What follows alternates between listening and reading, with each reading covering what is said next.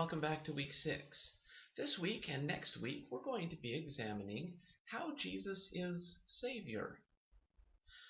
Back in week 3, I explained that Jesus is a unique mediator, as Christians understand him, because he is both fully God and fully man. Because Jesus is fully God, he is able to be a Savior because only God can save. Because Jesus is fully a human being, he is able to stand in for human beings who are the ones who have offended God. We need to look a little further at how this works, and for the first 2 readings this week, Tim Keller is going to explain a little more about this. Why don't you go ahead and read those first and write your summaries, and then come back to this video for the second part.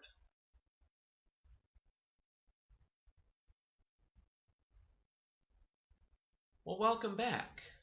You've analyzed how Jesus is Savior, and now we need to ask a critical question.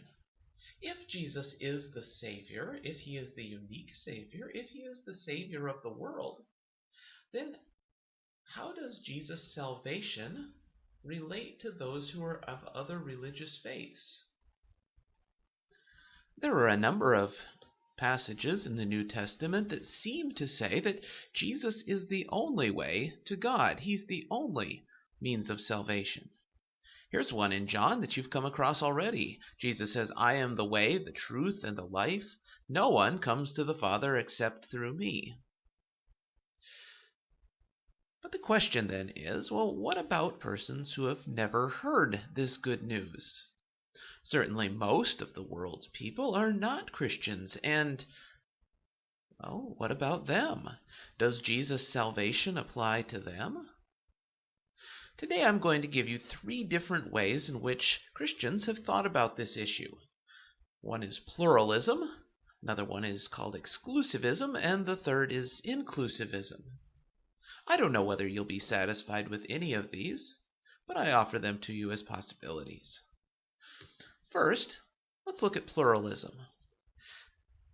The slogan here is simple: all religions lead to God. Now, this is very popular among movies and on television today. I think in the media this is the very popular view. That is, that all religions kind of lead in the same direction. There are many paths in which one could get to God, many ways to get to the top of the mountain, and all of them could be used to get to the same place. Let's consider the thought of one person here. John Hick is his name. You can see him on the bottom right.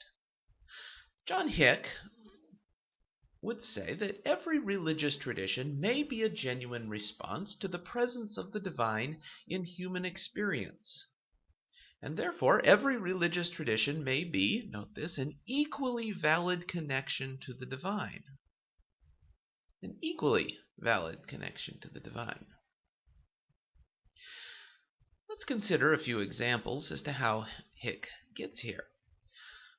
Look down at the Pink Floyd illustration there on the bottom left. You can see one light hitting a prism coming out as a rainbow. Hick thinks, well, maybe the world's religions are something like that. From our perspective at this end, we can only see different colors and they all look so different, but maybe they're just reflections of one reality, one God behind it all. Maybe they're really all the same. Or let's use another example, the elephant here in the middle. Hicks wants us to think about 3 blind men touching an elephant. One of them grabs the elephant's trunk. Another one feels the elephant's hind. And a third one grabs the elephant's tusk. Now, each one of these blind men have a very different experience of the elephant, and yet they're all grabbing the same elephant from a different part. So Hick would say, maybe it looks like different religions in the world, but perhaps all of those religions are really parts of the same reality. There's a few problems with Hick's view. Let me just give you the most obvious of them. Hick seems to claim that he can know something that he claims he can't know. Let me explain. Religious claims at times contradict each other. But yet Hick says that these contradictory claims are really all the same. But at the same time, he says you can't really know that. Hick says we can't really know the one reality behind it all. We can just see the various colors. We can't know that there's one elephant that exists there. We can only feel from different perspectives. But yet Hick is saying he also knows that there's only one reality behind it all. Does that even make sense? Most philosophers are quite frustrated with this model because it seems not to work in that way. Another possibility is that of exclusivism. The slogan here is, outside the church there is no salvation. Or, you could put it this way, persons who do not trust in Jesus won't be saved. Exclusivism requires active trust and faith in Jesus, conscious faith in Jesus, in order for there to be salvation in Jesus. Let's ask a few questions here. Certainly, the goal of exclusivism is to be fair with the biblical text. Jesus said, I am the way, the truth, and the life. No one comes to the Father except through me. But there may be more to it. After all, what about persons who have never heard this good news? Could Jesus be their Savior without them knowing it? Let me ask a couple of questions.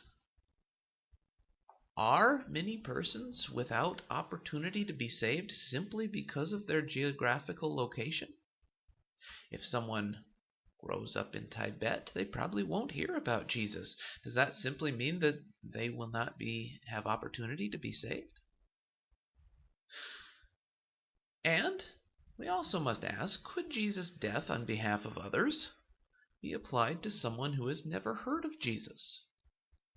Could Jesus have died for someone, say in Tibet, although that person in Tibet had never heard about it? A third possibility is that of inclusivism. Now, inclusivism is trying to forge a middle ground between these two. The slogan here is persons may be followers of Jesus and may be saved by Jesus even if they don't know it. This guy on the right at the bottom is Karl Rahner. Karl Rahner made this a popular position. We'll be considering his arguments here. What the position claims is that Jesus is the only Savior and that everyone who is saved through Jesus. Now, that's being fair to the claim that Jesus is the Savior of all. If persons are going to be saved, they're going to be saved through Jesus. It takes that claim seriously. Second, though, it is possible not to explicitly know this Jesus and yet to still share in relationship with Jesus by living in goodness and truth. In other words, the person could respond to the faith that that person knows, and the work of Jesus would be applied to that person even though the person doesn't know about Jesus. This leads to a third point. That is, such persons are called by Rahner anonymous Christians. It's an interesting term. It means that a person could be a Christian, but they don't know about Jesus. They don't know that they're a Christian, and they may not even want to be a Christian. Well, there's a couple problems here too, and most of them revolve around that phrase, anonymous Christians. There are a number of persons who have been told, well, you are actually an anonymous Christian, you just don't know it. And they say, wait a minute, I don't think I am. I don't want to be called a Christian. I'm a Muslim. Is it fair to call someone an anonymous Christian? Is it possible to have a relationship with God if one doesn't know about that relationship? That's also a good question. Perhaps none of these three are all that satisfying, and perhaps in the end it doesn't really matter very much because no person is in a position to know fully what God is doing in others. Let me give you 2 points that all religions would agree on, and I think they're important for this discussion. First of all religions would agree all persons are accountable for what they know, and all persons are responsible to live what they believe. In other words, if I know about Jesus and I am willing to reject Jesus or not pay much attention to what I know to be true about Jesus, then I shouldn't be worrying about the salvation of someone else. I should be worrying about being accountable to my faith. Secondly, and this is important too, ultimately, no one can ever know for sure what God is doing in another person's life. All religious traditions would say we don't really know what God may be doing in another person's life. And so ultimately we can't really be sure who is a follower and who isn't. Well, at this point, you're ready to start your assignment. Read the little article by Elizabeth Johnson. It talks about what we've just talked about here. And then, read about what a few other religions say about Jesus from their perspective. I look forward to seeing what you come up with.